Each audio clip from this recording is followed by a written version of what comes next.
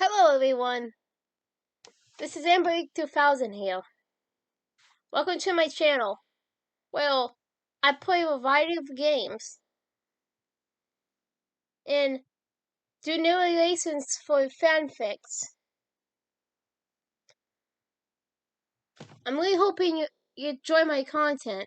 If you do, make sure to comment below, leave a like, and subscribe with the notifications on.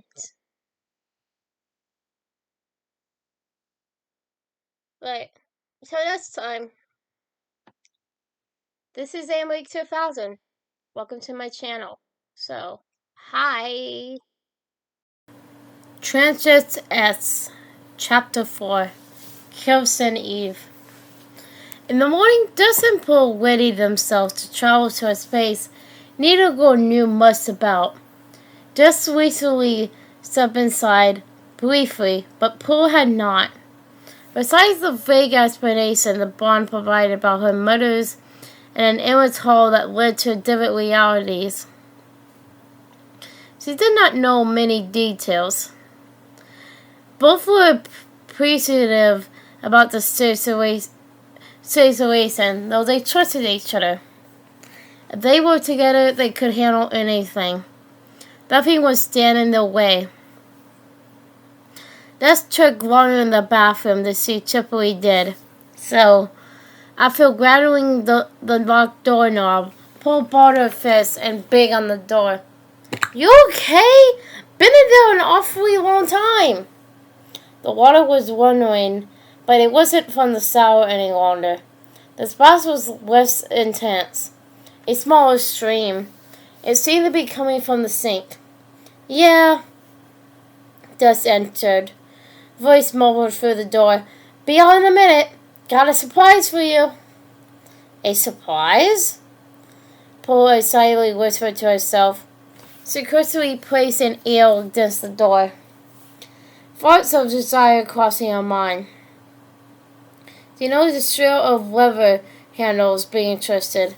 The running water stopped as she noticed the sounds of a towel ruffling around. After a momentary pause, the door was thrown open. Paul took a hasty step backwards and held her arms behind her back, eyes suspiciously angled towards the ceiling.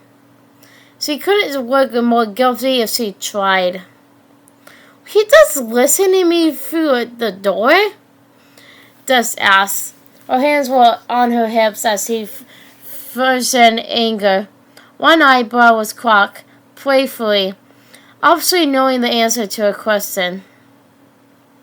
That's as Paul held up one finger, preparing to respond. She noticed her girlfriend's hair curling. "Me? Never! Of this... Lower, Des, you..." She stepped forward and reached up, lowering her arms behind her and moving her fingertips through Des's hair, and in and out from front to back and side to side. "Yep," Des beamed. "Got red tips now." "Yeah, so you got tired of this the streak in your veins? That's really your ironic work." Paul grinned. "Uh-huh." Des nodded. "Red tips throughout. Not much, but I wanted to try it. You like?" Paul hesitated, the corner of her lips curling upward. "Well..." "Oh, damn! You hate it! Fuck! Shit! Fuck!" No, Des." The soldier two giggled. "I don't at all. It is a little different for you. I mean, the red is still there. I'm not used to it being different than it always has been.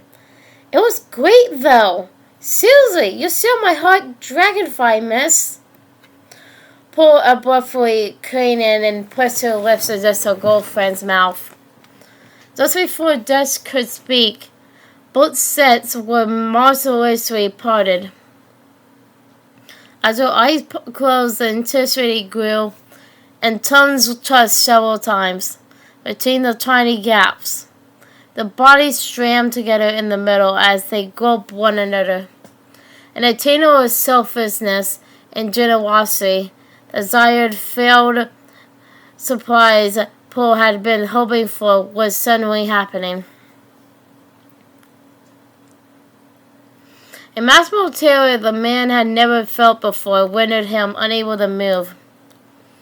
Being the supreme king of the realm and general to his army, he knew he had to stand strong until the last trickle of breath stained his lungs.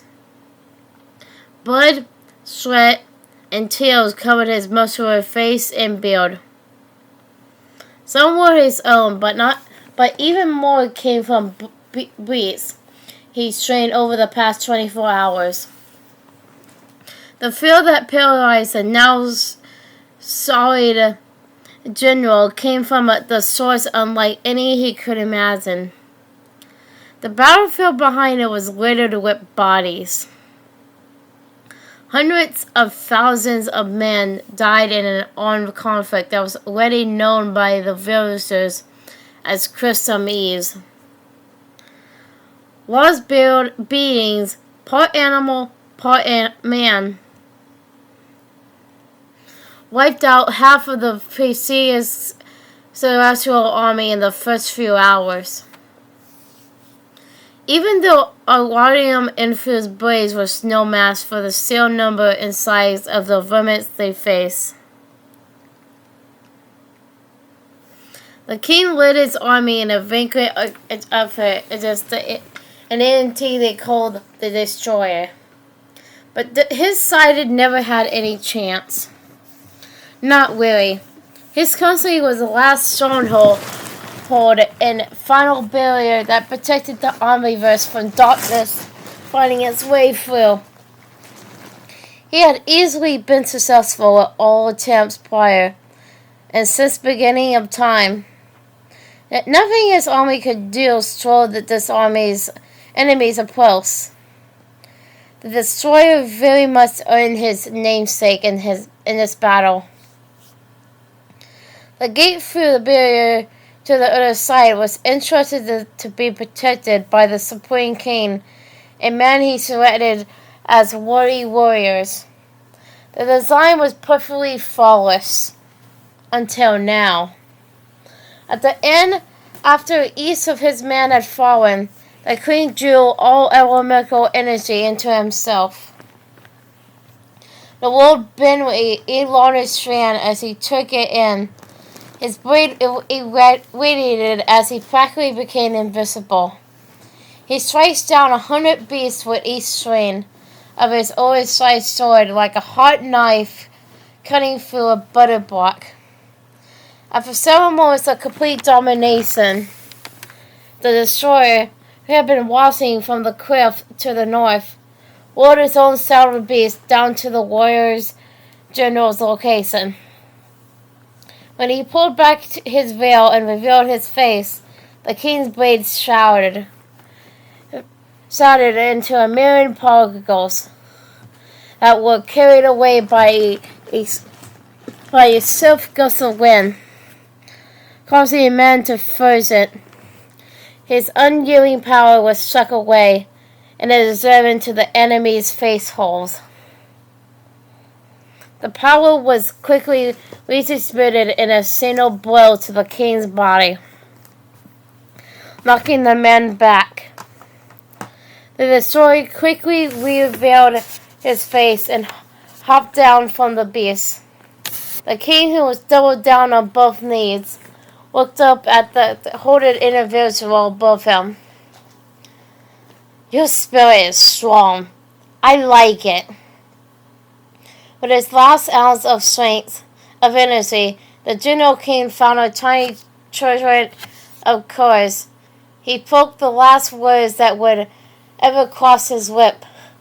"Patamitro!" The Destroyer raised his hand, and a floating steel mirror-like object appeared behind the king. The entity removed his veil and spoke one last time.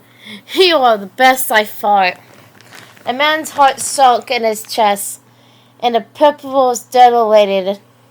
Suddenly, a booming, high-pitched scream came from the destroyer's mouth, tearing the skin away and reducing the king's flesh and organs to liquefied bits that floated in the air. The military shoved the blood and partly in streams, leaving only a skeleton where the king was sitting. A twisting spiral of energy immediately exited the mirror and was stroked into the entity, who briefly trembled as his own energy increased. The mirror stuck to a smaller palm size and was collected by the destroyer. He walked over to a startled beast and placed the mirror inside a hanging human skin shackle. It created just several of his mirrors as it settled, then he fastened it together at the top with woven twine. Destiny, the destroyer asked, voice rattly and deep. He received the skeleton from the ground and grinded it to dust with his bare hands. A grayish pile of dust was all that remained. Before leaving, he took one last peek inside his satchel. He loosened the twine and stared down at his most recently collected mirror. In the center, the king's purple, dilated eyes, frozen in place for all time in a look of terror, stared back. Back on top of his beast, the destroyer quickly whirled to a specific location, behind the ruined castle, his army following closer behind. When he approached the colorful chasm the now pillars king protected, a possibly whip in a fabric of existence, he stopped for a moment. Destiny, he repeated. Destiny. The army and the leader then rode full force into the chasm. They disappeared as they entered, and the country was left in ruins. The echo of war and sense of death radiated from the battlefield and castle. The remaining women and children in the village looked on with horror. After witnessing the Supreme King's final blow, one elderly woman in the village, some considered to be crazy, others wise, used her resources to send a special message. Despite how everyone else viewed her, all were aware of the unnatural abilities she possessed. Some called her a medicine woman or a soulman. Everyone, however, knew she dabbled in things that ought not to be messed with. They had labeled her practice by different descriptors: dark magic, voodoo, witchcraft. Regardless, she utilized her magic to send an urgent warning. Ets! She called him, speaking through the void and towards a mixture of hers and Paulson's. She had contracted a couple of days prior for this very reason. Ets! This is your purpose. Find the goddess of time. She's our only hope. It took the last bit of her life energy to send the barrier persuading message out. Her final thought was one of hope, which she spoke aloud before falling over and onto the floor. The garden remains intact. Light can defeat darkness. The woman known in a previous life as Maya died on the floor in her house. Hi everyone. This is AmberAnkNA 2000 again. Well, I hope you enjoyed the video. Because, I really did enjoy making it. But, so I hope you enjoyed it. Comment, like, and subscribe with the notifications on down below. Till next time, bye!